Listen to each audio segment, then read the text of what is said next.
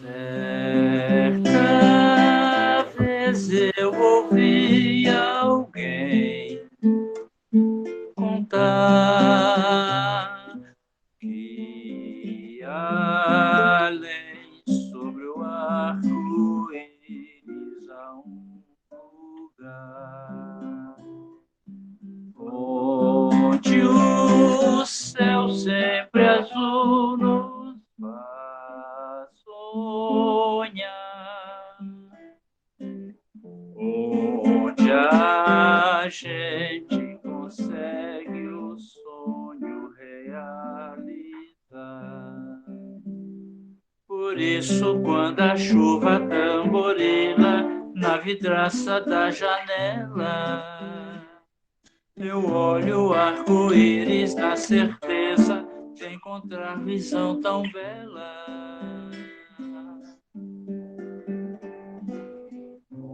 Onde o céu sempre azul nos faz sonhar, onde a gente consegue o sonho realizar.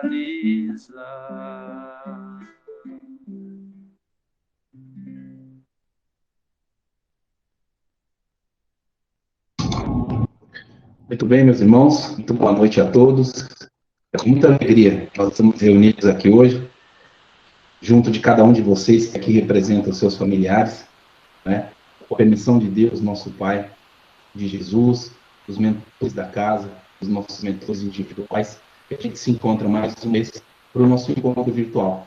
Enquanto a gente não tem a possibilidade de estar presente, né, na casa, fato esse que a gente sente muita saudade, a gente vai utilizando a tecnologia, a internet, para nos ajudar nesse sentido. Pessoal, antes de mais nada, eu quero pedir humildemente que a gente mantenha os microfones desativados enquanto o nosso palestrante estiver fazendo a palestra. As câmeras podem ficar abertas, mas a gente tem que disponibilizar, assim, conforme a demanda, nos últimos 5 minutos da palestra, uma oportunidade de todos buscar mais esclarecimento, esclarecer uma dúvida, colocar uma dica.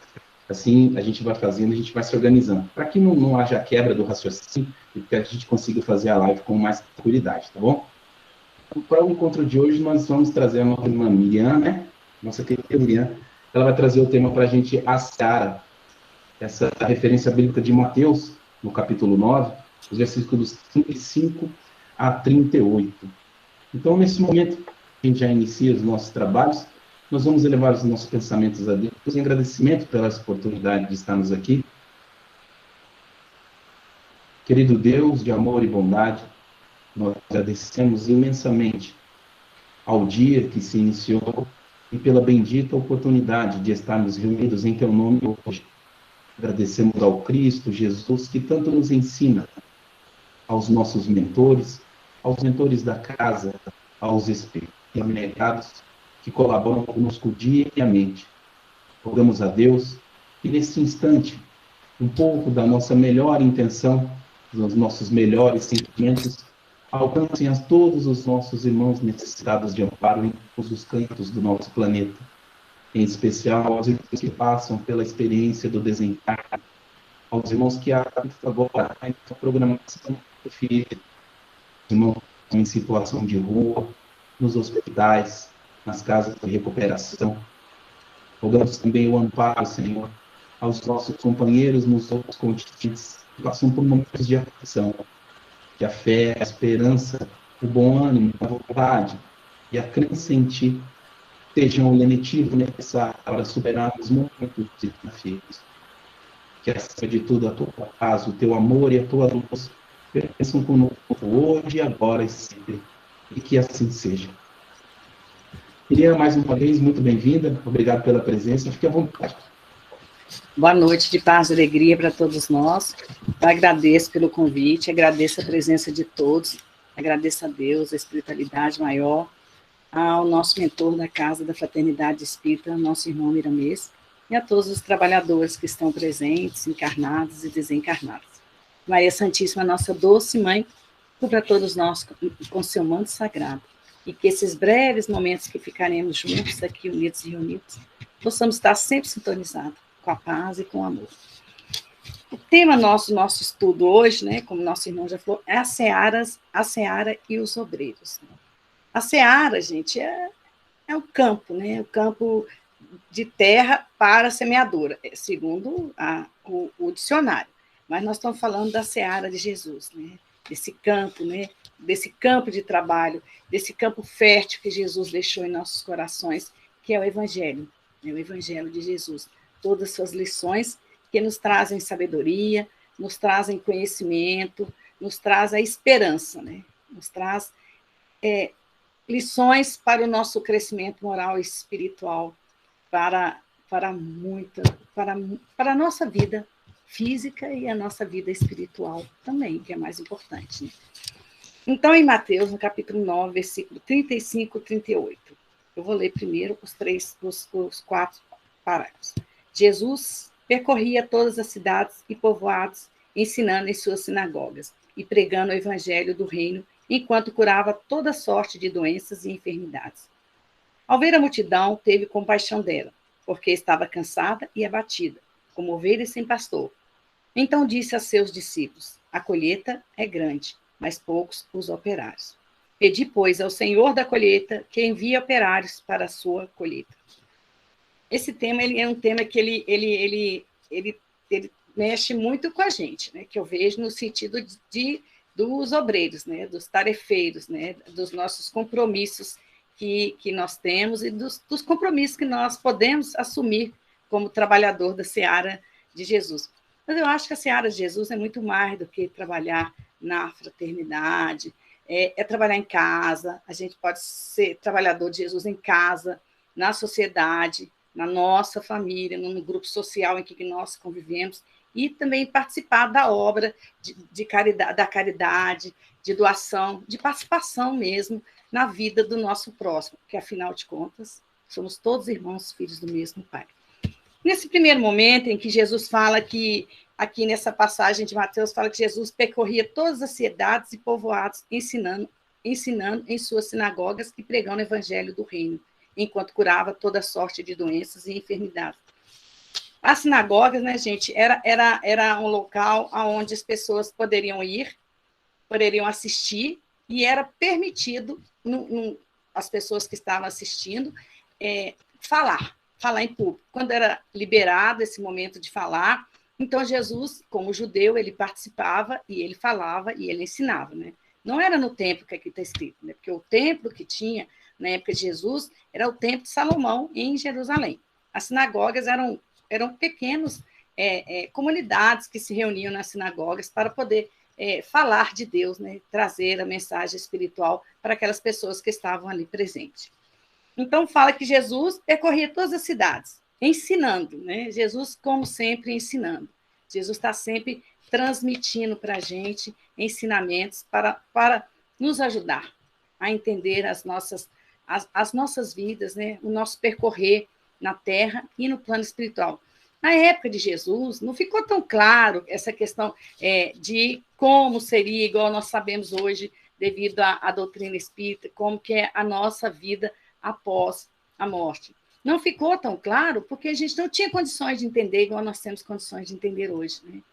Com a nossa evolução, né? com o nosso crescimento, a gente pode entender. Então, a doutrina espírita descortinou esse horizonte para todos nós, né? Trazendo com as suas obras básicas, né? O Pentateuco, trazendo, através do Livro dos Espíritos, o Evangelho segundo o Espiritismo, a Gênese, o céu e o inferno, qual que falta? O Livro dos Espíritos, Gênesis?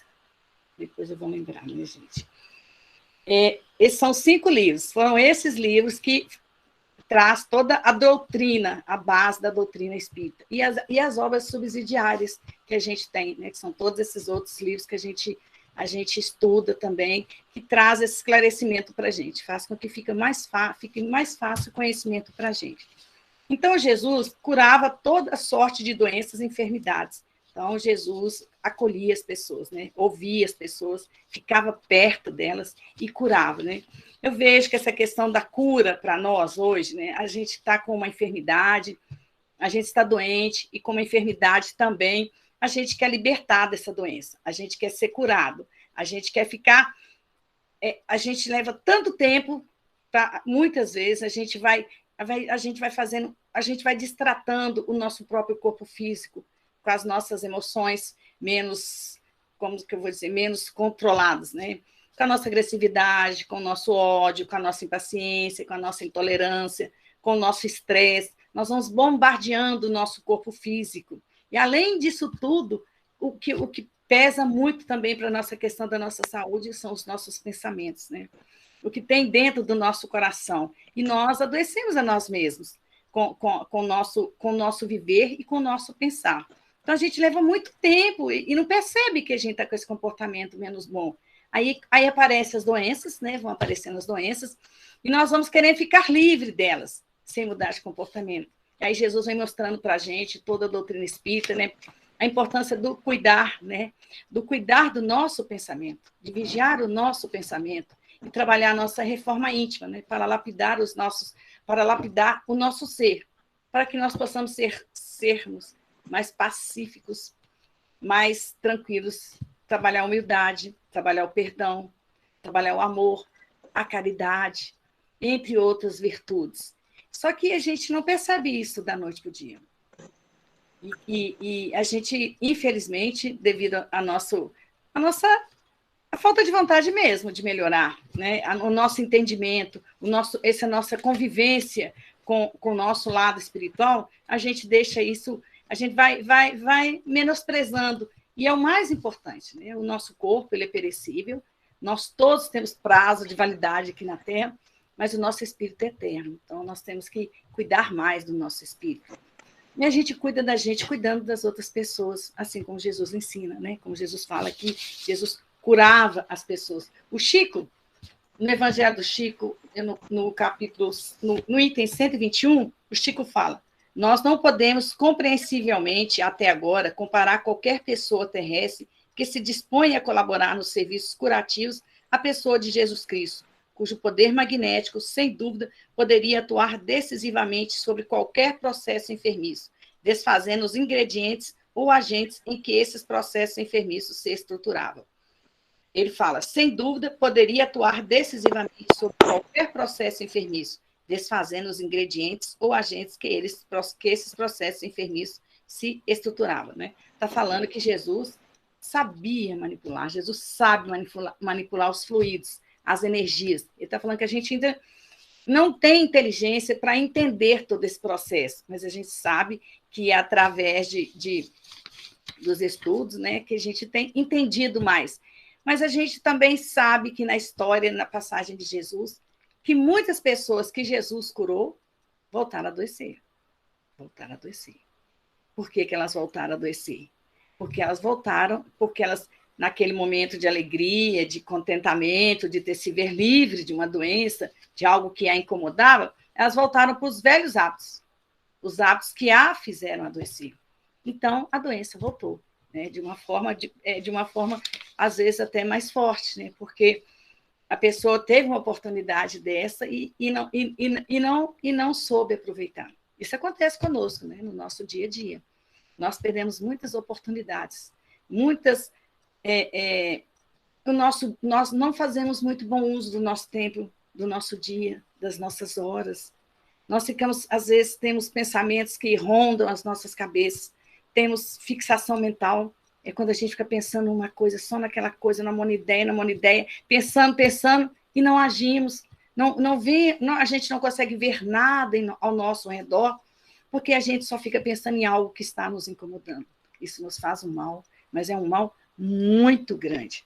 A Joana de Ângeles, no livro que chama Joana de Ângeles Responde, é um livro muito interessante. Tem diversas perguntas, são mais de 200 perguntas, e que ela fala sobre aquele assunto. Então, a pergunta 159, que é perguntado para ela, o pensamento pode agir sobre o nosso organismo e nossa saúde? Ela responde, a ação do pensamento sobre a saúde é incontestável. Vejamos alguns exemplos. A ansiedade estimula a secreção de adrenalina, que sobrecarrega o sistema nervoso e o descontrola. O pessimismo perturba o aparelho digestivo e produz distúrbios gerais. O medo, a revolta, são agentes de úlceras gástricas e duodenais de curso largo. Da mesma forma, a tranquilidade, o otimismo, a coragem são estimulantes que trabalham pela harmonia emocional e orgânica, produzindo salutares efeitos na vida. O homem se torna o que pensa, portanto, o que quer.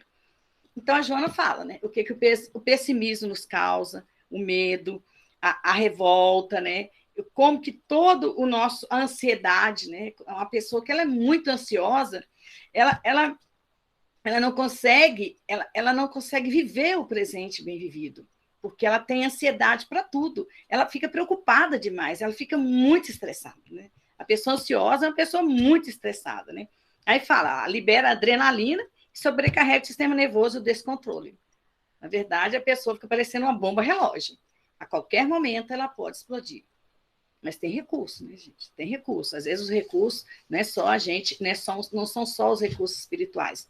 Chega às vezes num ponto que a gente precisa procurar a medicina mesmo. A medicina aqui da Terra para nos ajudar nesse processo. E a espiritualidade, de tudo que eu já li, de todos os tratamentos que eu já li, que eu já fiz também tratamento, eu nunca vi um mentor, nem li em livros, né? Em livros que a gente tem buscado, um mentor que falasse conosco, que nós desconsiderássemos o tratamento da Terra e ficasse só com o tratamento espiritual.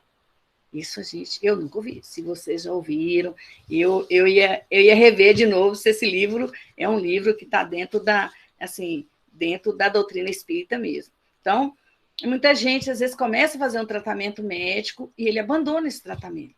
Né? Ele acha que ele, tomando passe, fazendo um tratamento espiritual, tomando água fluídica, fazendo o tratamento do evangelho, isso já, ele não precisa mais de terminar o tratamento. E a gente sabe que muitos tratamentos, eles têm que ter a continuidade. O paciente tem que receber alta daquele tratamento, né? Então, Deus ajuda os homens através dos homens, né? Aí, voltando lá no Evangelho, no versículo 36, ao ver a multidão, teve compaixão dela, porque estava cansada e abatida, como ovelha sem pastor. Então, disse a seus discípulos, né? Porque Jesus, ele consegue ouvir o som dos nossos corações. Então, Jesus percebeu que aquela multidão estava cansada, estava abatida, como ovelhas sem pastor. Então, isso é algo que despertou em nosso Senhor Jesus a compaixão. Eu fico imaginando se a gente perder essa capacidade de sentir compaixão pelo outro. Eu nem digo perder, se a gente ainda não adquiriu esse laço que nos une uns aos outros, né? Que nos faz sentir irmãos uns dos outros. É quando os nossos irmãos estão menos assistidos, seja em qual situação que seja, a gente não sinta compaixão dele, não sinta vontade de socorrê-lo e de ampará-lo, né? Quantas vezes que nós já ficamos cansados e abatidos em nossas vidas e fomos socorridos, né? Fomos amparados por pessoas que nos auxiliaram nesses momentos difíceis das nossas vidas. E a gente não sabe, a qualquer momento a vida da gente pode passar por uma mudança e a gente precisa muito uns dos outros. E a vida das pessoas também passa, né? E a gente tem que ficar juntos uns com os outros. No Evangelho dos Humildes, do Eliseu Rigonati, no capítulo mesmo da Seara dos Obreiros, no comentário, Rigonati fala que ainda hoje, na verdade, o povo não tinha pastores. O clero, cuja missão era instruí-lo, cheio de ganância pelas coisas materiais, se tinha esquecido dos seus principais deveres espirituais. Quando a gente lê essa primeira frase, né, que o clero, cuja missão era instruí-lo, cheio de ganância pelas coisas materiais, tinha esquecido de seus principais deveres espirituais, né? A gente vê isso muito hoje, né? Muitos grupos religiosos que eles se preocupam muito com valores, né? Em possuir cada vez mais dinheiro, né? E isso nós estamos falando da época de Jesus. A ambição, o desejo intenso de ajuntar os bens da terra desvirtuaram a sagrada missão dos sacerdotes. Analisando a situação, o povo compreendia que estava espiritualmente abandonado e, por isso, apresentava-se triste e abatido, né? Então, eles não tinham suporte, né? Eles não tinham a quem recorrer, né? Eles ficaram abandonados. Eles ficaram como ovelhas sem pastores, né? Mas, quando a gente lê essa passagem, lê no Evangelho, vê o Rigonati falando, a gente sabe que tem muitos povos vivendo como ovelhas sem pastores. Isso não precisa de ser fora do Brasil, não. Tem muito lugar que aqui no nosso país ainda não tem uma assistência aos nossos irmãos mais necessitados. Não tem assistência na educação, não tem assistência social. É como se essas pessoas não existissem, né? A gente vê quantas pessoas no Brasil que sofrem, né? Então, a gente não precisa de longe para a gente ver que existe muita ovelha sem pastor. Isso faz com que nós fiquemos mais comprometidos com a doutrina, né? Que esse rebanho de nosso Senhor Jesus Cristo, que nós todos pertencemos, é para a gente trabalhar, é para a gente se unir, é para a gente praticar caridade uns com os outros, né? Caridade não é só a caridade material, é a caridade moral também. É a caridade da gente ceder os nossos ouvidos, ceder o colo para uma pessoa, ceder o nosso tempo, fazer uma visita a uma pessoa. Tem gente que ela quer, eu nem sei se ela quer, né? Ela vai visitar alguém, ela pergunta, ela dá tanta volta para poder chegar naquela pessoa que está precisando de visita, que ela deixa as pessoas que estão naquela casa com uma pessoa doente sem graça. Hoje eu vi um familiar de um paciente falando que as pessoas falam assim, e como é que está seu pai? Ele está bem? Ele está recebendo visita? Mas aí a pessoa não tem coragem de falar, eu vou visitar seu pai, eu quero ir na sua casa, eu quero fazer uma visita, eu quero ficar junto com vocês nesse momento de doença que essa família está passando. Então, assim, a gente tem que ser mais objetivo, a gente tem que ser mais sincero, ficar mais próximo uns dos outros, né? Para que a gente faça diferença no mundo, né? Será que a gente vai fazer diferença no mundo? Será que a nossa presença, né, ficar na nossa presença, é benéfico para alguém? Será que é bom ficar na nossa presença? São perguntas que a gente deve fazer uns com os outros, né? Aí no versículo 37, Mateus escreve que Jesus fala, a colheita é grande, mas poucos os operários, né? Então, a messe de nosso Senhor Jesus Cristo é muito grande, mas poucos os operários. Quando a gente fala em operário, a gente fica pensando nas nossas tarefas que nós temos na casa, né? Tem tarefas que tem tarefeiros que praticamente leva a tarefa nas costas. Ele fica muito sozinho, né?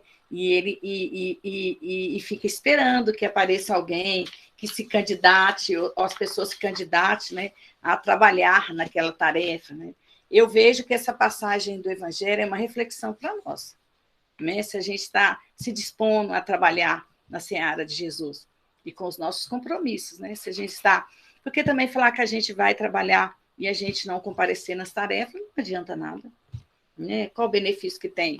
Você falar, agora eu vou fazer tal tarefa. Pode ser uma tarefa social, agora eu vou fazer um estudo, eu vou para o estudo mediúnico, ou livro, os livros que são feitos nas nossas casas, né? Tem o livro dos Espíritos, tem diversos estudos na casa do irmão Miramês.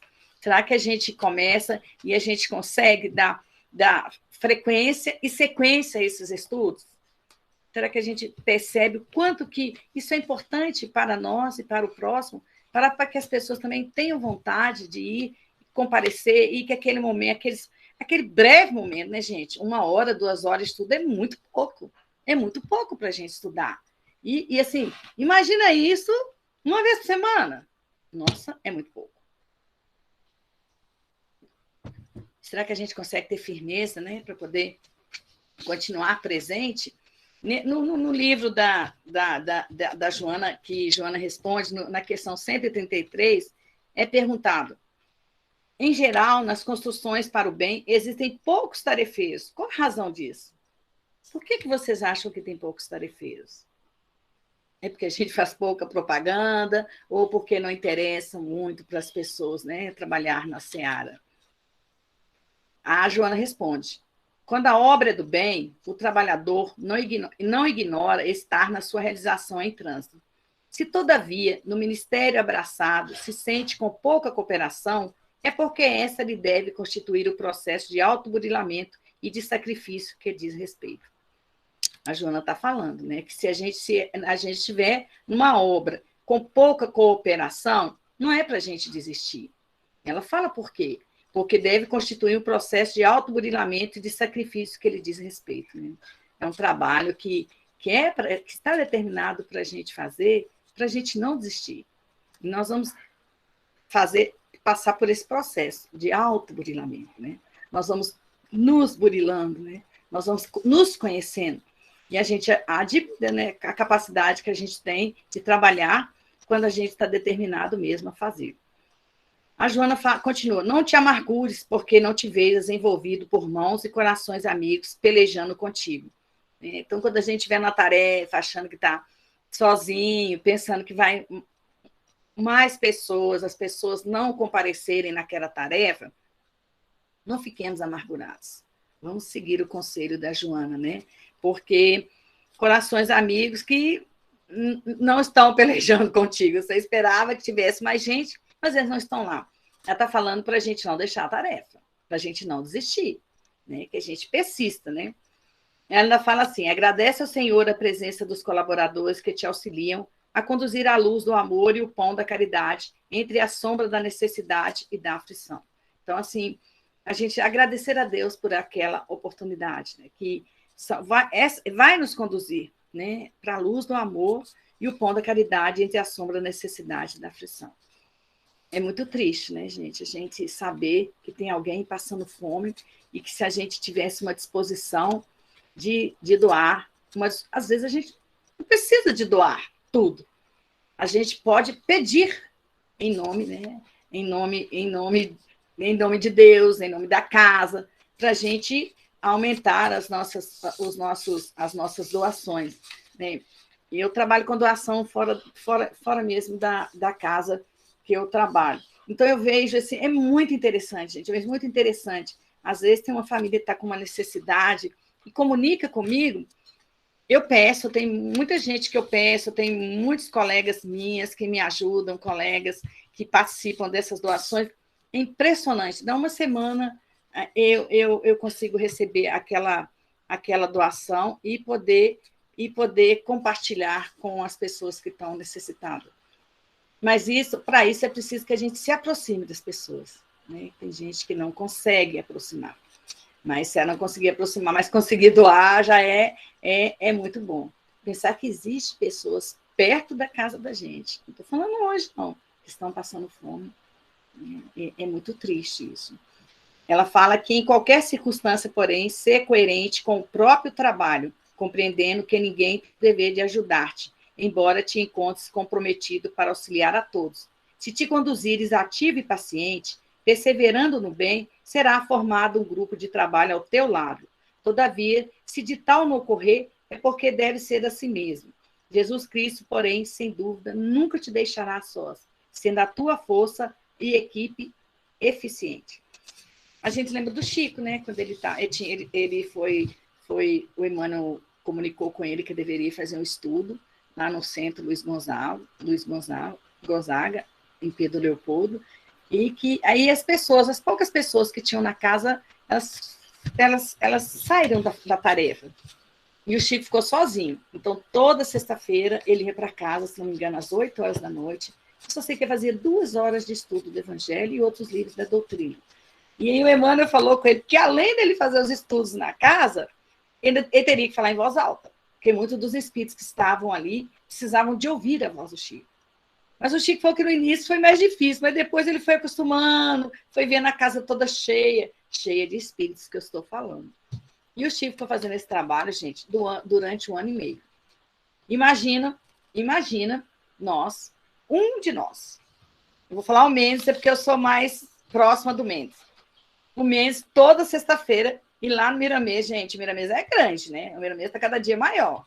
Ele lá para o auditório, pegar o livro, ficar 2 horas lá, estudando os livros da doutrina em voz alta, nem murmurando, nem gemendo, em voz alta.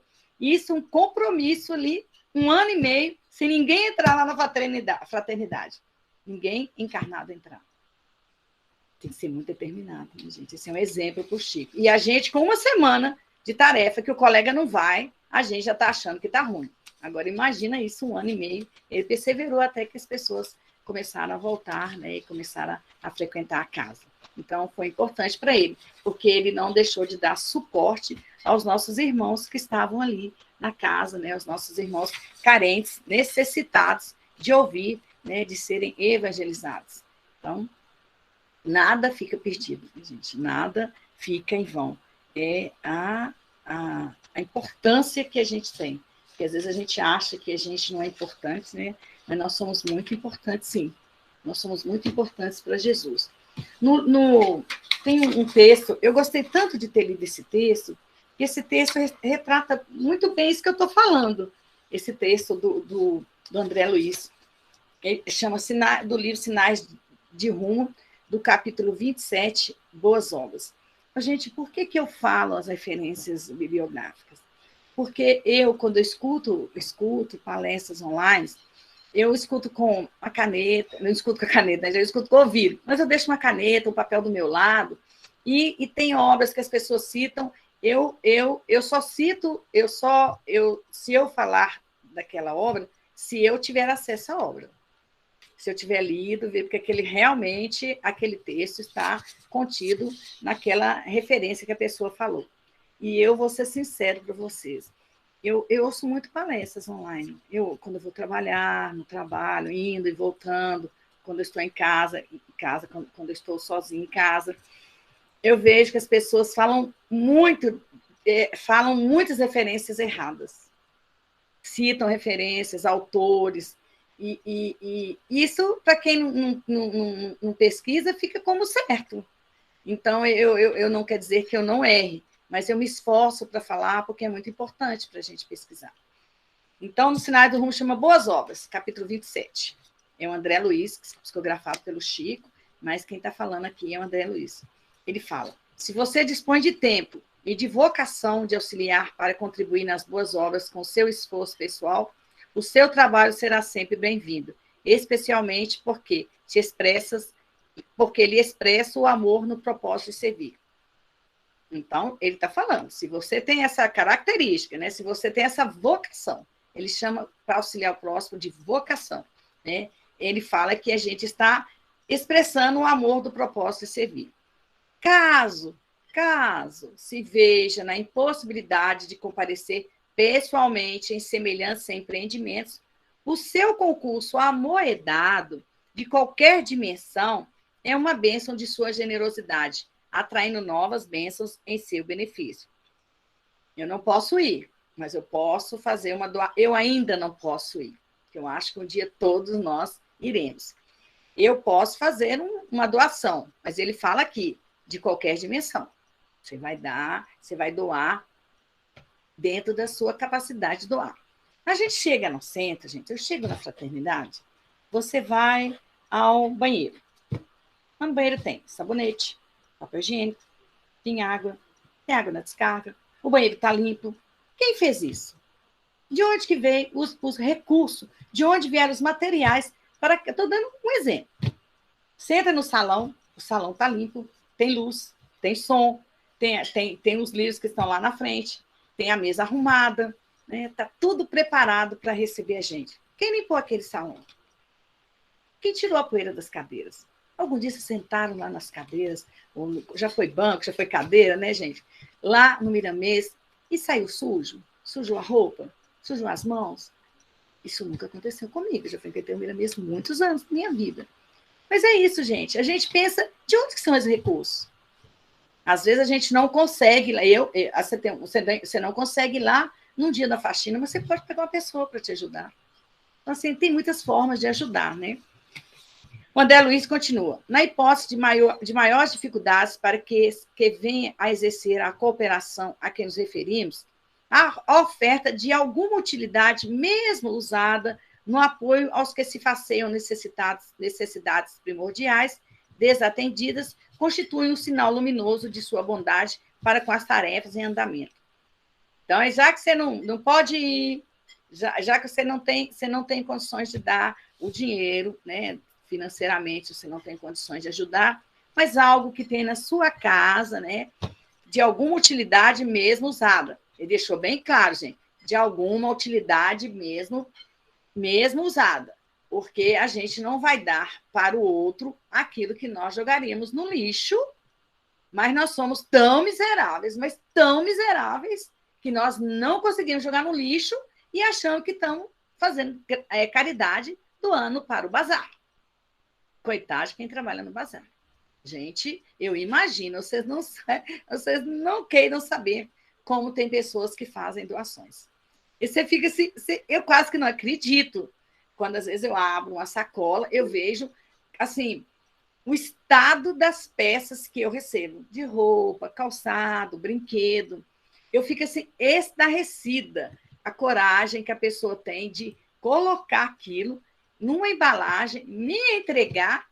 E se mas eu não tenho coragem de fazer isso. E se eu não fizesse, eu falo, eu e meu marido me ajuda. Ele me ajuda, eu ajudo ele. Se eu não pegasse peça por peça, eu ia humilhar a pessoa que recebe aquela doação. Como que você dá algo para alguém que você não usaria? Você não consegue usar mais. Como que você dá um sapato com a sola toda arrebentada? Como que você dá uma calça sem fecho, sem botão, ainda rasgada? Mas a gente recebe. Aí eu tenho uma sacola que eu estou separando e tem uma sacola que já é para o lixo. Mas, falando também, eu recebo doações, gente, que parece que a roupa saiu da loja. Em ótimo estado de conservação, as roupas são cheirosas, passadas, sim, assim, cheira. Quando eu abro a sacola, eu sinto aquele cheiro. Falo, nossa, que pessoa caprichosa. Eu não falo, tem que dar uma roupa lavada, passada. Mas acontece isso também. Estou falando de roupa. Às vezes a pessoa fala assim, eu tenho uma cama na minha casa, você pode buscar? Quando eu chego, nossa, eu trago a cama, mas aí eu não posso dar ela para ninguém. Sabe? Então, assim, a gente tem que pensar nas doações que a gente está fazendo. Isso é um puxão de orelha para todos nós, né? Aí o André Luiz continua. Reconhecendo que ainda isso não representa medida ao seu alcance, já que a gente não conseguiu doar o dinheiro, já que a gente não conseguiu tirar uma utilidade da casa da gente, ele fala, não representa medida ao seu alcance, você talvez desfrute o ensejo de falar, encorajando os companheiros que trabalham ou fornecendo indicações que lhes amenizem a boa luta. Gente, a gente não faz bom uso do verbo, que a gente não aperfeiçoa o nosso verbo, né? Aí, igual o Mendes, antes da gente começar a reunião, né? O Mendes falou que ele não faz palestra. Gente, o Mendes fala muito bem. Ele pode não ter a disponibilidade, mas o Mendes estuda, o Mendes é um estudioso, né? Mas ele está falando, será que a gente pode falar? Será que a gente pode ajudar? Será que a gente pode dar indicações que lhe amenizem a boa luta? A gente pode colaborar de outra forma com a nossa presença? Aí André Luiz continua, observando que essa colaboração não se lhe faz possível, certamente você poderá orar pelos irmãos que se empenham às laboriosas realizações da beneficência. Gente, é tanta gente precisando de prece, né? Começar por nós mesmos, né? Já que a gente, quando vê que uma pessoa está em uma situação difícil, vivendo uma situação delicada, será que a gente lembra de fazer uma prece? Lembra de colocar o nome daquela pessoa no livro das preces da casa? Mesmo que a gente não possa ir na casa, igual a gente não está indo, mas a gente deita, não precisa deitar, não. Para fazer prece, você está deitado, né, gente? A gente pode fazer prece qualquer hora do dia. Após a gente ter saído daquele encontro em que você percebeu que a pessoa estava em aflição, será que a gente consegue elevar o nosso pensamento a Deus e pedir a Deus que tenha misericórdia daquele nosso irmão e fazer uma prece em favor daquela pessoa? Isso aí custa para a gente? Claro que não. Não custa, mas a gente tem que estar em sintonia com Deus e tem que estar em sintonia também para perceber que o outro está sofrendo. E às vezes a gente fica do lado de uma pessoa que está passando grande sofrimento na vida dela e a gente não percebe. A gente não consegue enxergar e a gente não consegue sentir que o outro está sofrendo. Entretanto, o último conselho de André Luiz.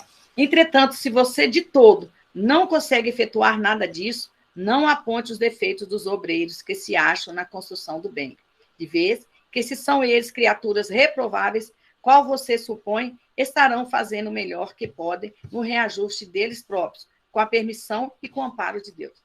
Que além de não fazer, não conseguir contribuir, ainda critica quem está fazendo. Ainda acha que as pessoas que estão fazendo não são as pessoas corretas para fazer, né, aquela tarefa. Vai ficar no lugar dela para você ver se é bom ou ruim fazer aquela tarefa. Vai ficar no lugar dela para ver o quanto ela tem que dedicar para poder fazer aquela tarefa. Quando a gente vai comprar um livro aí na livraria aí do Miramês, vocês já pensaram como que é a organização daquele livro? A gente chega lá na banca e fala, tem tal livro assim? É mágica? Aqueles livros todos organizados, todos catalogados, né? Todos, né? Toda a organização de uma livraria. E quem faz isso? São o quê? São tarefeiros. E se o tarefeiro não for, e a livraria não abrir, e as pessoas foram numa reunião, as pessoas quiserem adquirir um livro. Além de adquirir conhecimento, também ajuda a casa. Então, assim, para a gente ver como que todo mundo é importante. Se a gente chegar lá na portaria, na entrada do Miramês, e a porta estiver fechada, porque quem estava com a chave não chegou e nem vai chegar. São as tarefas, todas as tarefas são importantes. Todas são importantes. Né? E também a gente, quando abraçar uma tarefa, né, que a gente cumpra, né, esse compromisso, né, que a gente faça esse trabalho. Porque também falar que vai fazer e não ir vai ficar muito ruim, né? A casa vai ter uma perda com a nossa ausência naquela tarefa que a gente se dispôs a fazer. E, continuando, né? Então, a colheita é pouca, mas poucos são os operários, né? Então, que a gente reflita na nossa condição. Como que nós estamos como operários nas casas que a gente trabalha, os locais que a gente trabalha, mesmo sendo um local remunerado? Será que a gente consegue fazer uma obra na vida das pessoas? Será que a gente consegue ajudar uns aos outros? Então, vamos pensar um pouco mais, né? E animar, né? Encher, ânimo vem de alma, né? Encher de esperança e de coragem e de tomar aquela decisão que está em dúvida aí se começa ou não fazer. Toma a decisão, começa. E Mateus e Jesus continua: pedi, pois, ao Senhor da colheita que envie operários para a sua colheita. Então, quem que é o Senhor da colheita? O Senhor da colheita é Deus. Né? Então, ele fala para a gente pedir a Deus para que envie operários para a sua colheita. O Galigares fala, né, no Evangelho dos Humildes, o Eliseu Rigonati, desculpa, ele fala que ainda hoje a seara continua a ser muito grande e os obreiros muito poucos. Essa rogativa que o mestre pede que seus discípulos enderecem ao Pai, dono da seara, deve ser incessantemente repetida por todos nós, para que Deus envie trabalhadores abnegados que continuem o trabalho de espiritualização e de evangelização do mundo. Todavia, cumpre notar que o trabalho é árduo e, por isso, não são todos que são aptos para ele. Então, o que a gente pede? É para a gente, nós aqui que estamos aqui hoje, pedir ao Pai, né? Pedir a Deus, rogar a Deus, para que apareçam mais tarefeiros, né? Para que pessoas que estão indecisas, né, elas possam tomar a decisão e vir para a seara de nosso Senhor Jesus Cristo, e vir para o trabalho, e vir assim, de coração aberto. Né? E quando a gente começa a frequentar uma casa, a gente começa com as tarefas mais simples. E continua com as mais simples também, a gente não tem que começar e parar, não. A gente começa, é uma orientação, é alguém que chega na casa, é a primeira vez, que não sabe, às vezes ela está precisando, ela não sabe nem para onde ir, ela sabe que ele é uma casa espírita, né? A gente pode dar diversas orientações para ela, falar dos trabalhos que são feitos na nossa casa, né? E convidá-la. Então, esse acolhimento ali no início, na porta, ele é muito importante. E tem gente, se você falar para ficar lá na porta, você está se fazendo ele. Ele não quer ficar na porta, quer lá no meio, quer ficar numa tarefa ali, uma outra tarefa. Mas é importantíssimo você chegar. Vocês já chegaram numa casa espírita e não se sentiram acolhidos? Eu já. E não fez muita diferença, porque não fazer uma tarefa, me convidaram para fazer um estudo. Eu cheguei, não tinha ninguém que... Eu perguntei a quem eu ia procurar. Ninguém. Alguém. Aí, quando eu estava lá sentada, alguém falou meu nome e perguntou se era eu que ia fazer a tarefa. Eu já estava lá há bastante tempo. Aí eu fiquei imaginando, né? Como que falta tarefeiro. Não tinha ninguém quando eu cheguei assim. Eu não costumo chegar tarde, eu costumo chegar sempre mais cedo, que é o ideal, né? A própria espiritualidade fala, para a gente chegar 15, 20 minutos antes do início da tarefa. Porque às vezes a gente muda de tarefa naquele dia, dependendo da necessidade, né? Então dá para poder remanejar e organizar o serviço, né? Organizar o trabalho da casa. A gente chegar em cima da hora, não é bom para a gente e não é bom para a casa. Porque se você pensa que vai estar numa tarefa, você tem que ir para outra. Você tem que estar ali disponível, né, para o trabalho e conhecer também outros setores. E aprender também o trabalho das outras pessoas, né? É disso que aqui está falando. Para a gente pedir a Deus da colheita que envia operários, né? Então, quantas horas? Ainda falta 5 minutos, né, para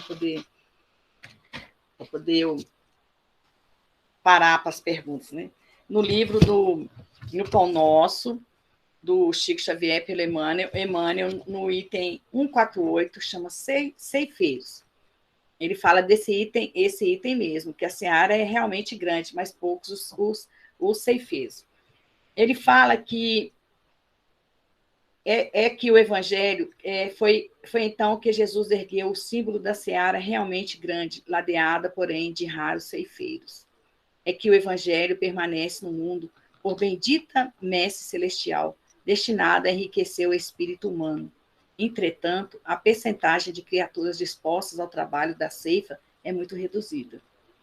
Ele fala, né, Emmanuel fala, que o destino do Evangelho é enriquecer o espírito humano.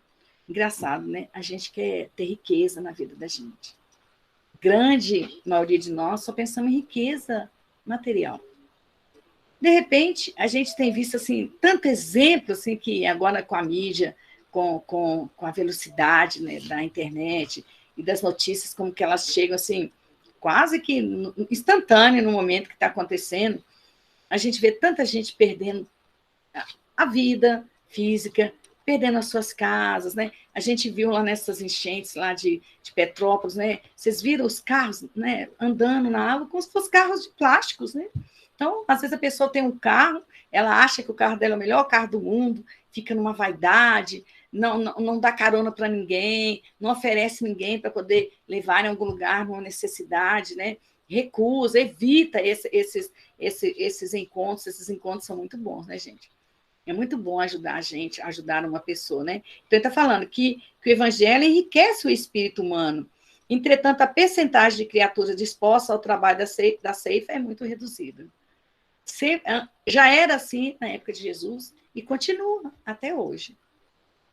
A maioria aguarda o trigo beneficiado ou o pão completo para alimentação própria. Então, as pessoas ficam preocupadas com o alimento, né? Eles já querem tudo pronto, né? Quer tudo, tudo solúvel, né? Ninguém quer nada integral. Raríssimos são aqueles que enfrentam os temporais, o rigor do trabalho e as perigosas surpresas que o esforço de colher reclama do trabalhador devotado e fiel, né? O Emmanuel fala que são raríssimos aqueles que enfrentam as dificuldades, né? O rigor do trabalho. Porque, às vezes, a gente, além do trabalho em si, a gente vai lidar com pessoas, né? E as pessoas, o ser humano, ele tem, às vezes, um comportamento que até assusta a gente. Mas quando a gente vê uma pessoa nos tratando com muita hostilidade, com muita agressividade, o que a gente tem que fazer? A gente não tem que entrar na sintonia do mal.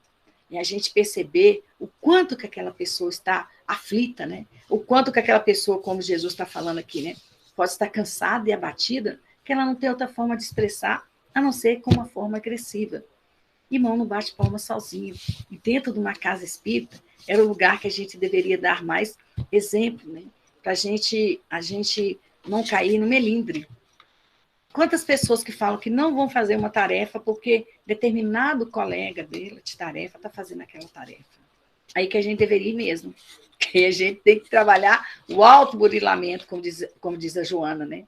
É a oportunidade que a gente tem de burilar o perdão, a ternura, de aprender a conviver melhor com as pessoas, aceitar as pessoas do jeito que elas são, que fazer tarefa, né? Nós não somos mecânicos, nós não somos robôs trabalhando, nós somos seres humanos. Cada um de nós tem a sua bagagem.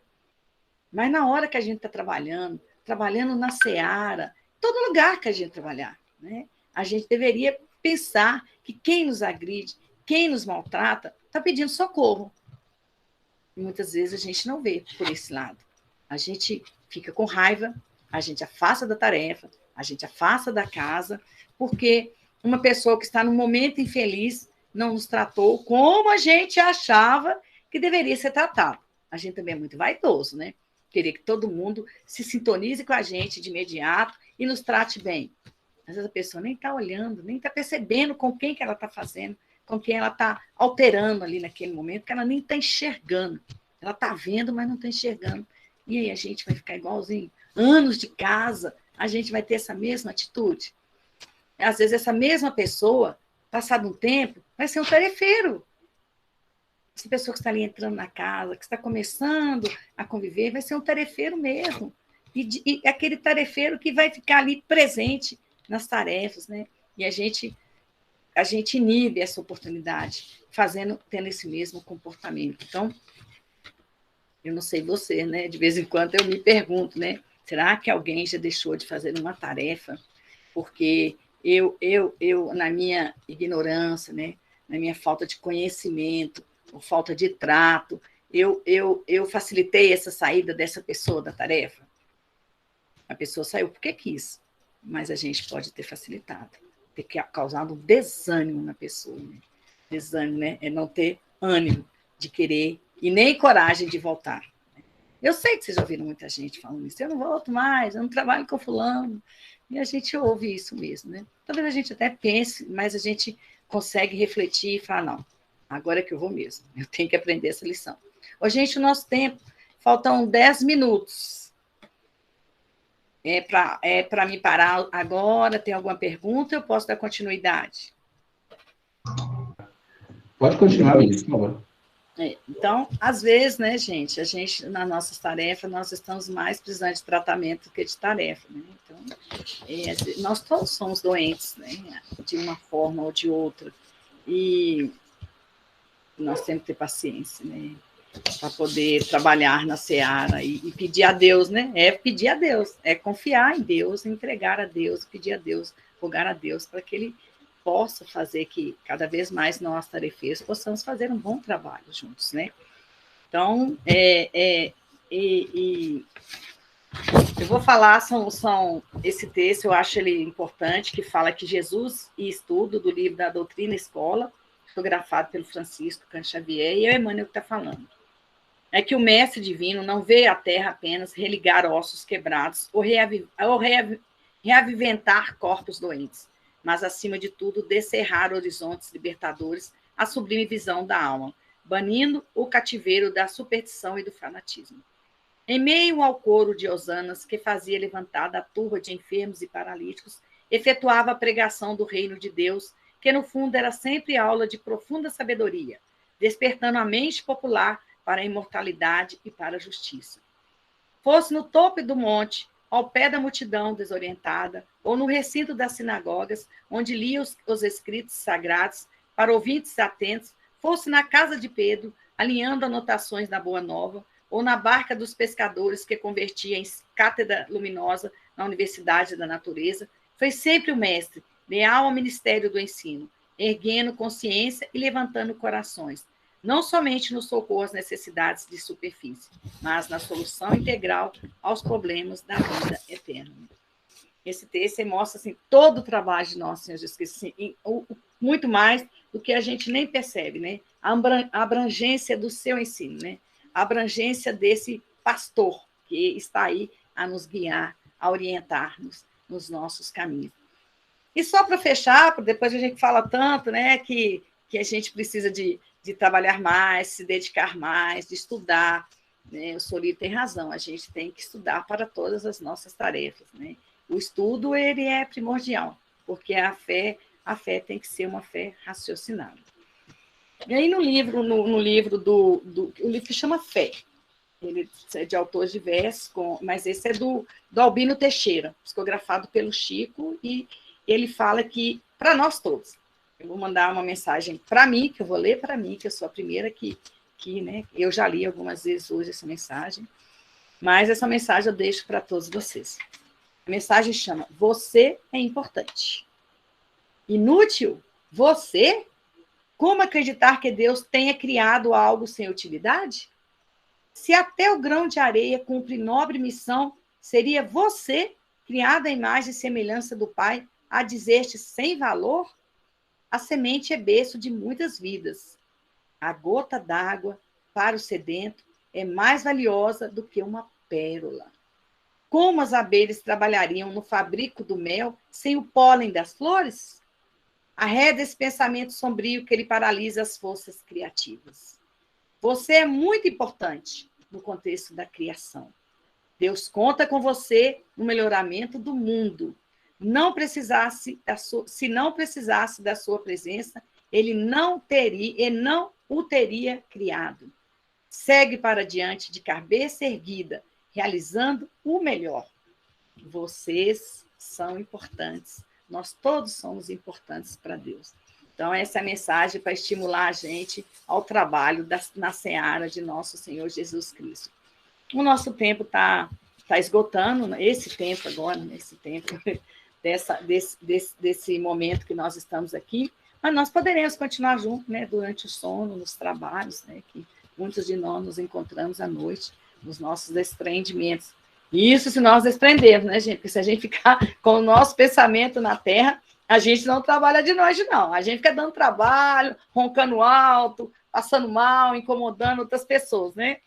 Que a gente tenha uma tranquilidade, que dormir não é descansar igual a gente imagina, não. Dormir também é trabalhar. E eu agradeço a todos vocês por essa oportunidade. Agradeço a espiritualidade superior que esteve e continuará conosco, e que nós somos todos importantes para Deus. E nós possamos ter uma boa noite de descanso, de sono, ou quem está trabalhando, né, continuar no seu trabalho. E muito, muito obrigada por essa oportunidade. Nós que lhe agradecemos mais uma vez pelo seu empenho, com que nos atende sempre. E a gente sabe, né, que essa reunião aqui, ela não acaba. Sem dúvida, os ensinamentos que a gente arrecadou aqui, eles continuam com a gente, né? Durante essa semana, até a próxima segunda-feira, que tem mais uma reunião, até a próxima quarta-feira, e assim vai se estendendo ao longo da nossa vida. Porque a gente acaba de ter a oportunidade, né, de esclarecer para as outras pessoas, de compartilhar esse conhecimento, e isso é para a vida inteira. Pessoal, todo mundo já sabe, mas vale a pena a gente ressaltar que a casa, durante todo esse tempo da pandemia, em que a gente está impossibilitado de nos encontrarmos, a casa tem feito, assim, ainda a assistência àquelas famílias carentes, né? A gente sabe também, de domínio público, que a quantidade de famílias atendidas, ela mais que dobrou. Então, foram adquiridas agora uma nova modalidade, que é a de visitas emergenciais.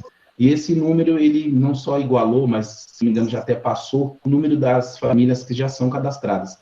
Para que a gente consiga manter essa assistência, a casa tem pedido a colaboração de vocês, né, em forma de alimentos, forma de contribuição financeira, para a gente conseguir manter esses mantimentos e essa assistência às pessoas. Eu vou divulgar daqui a pouquinho, ao final da nossa reunião, o PIP, que contém as informações detalhadas para vocês, para saber como vocês fazem a doação, como levar na casa, a quem procurar na casa, para facilitar para vocês, tá bom?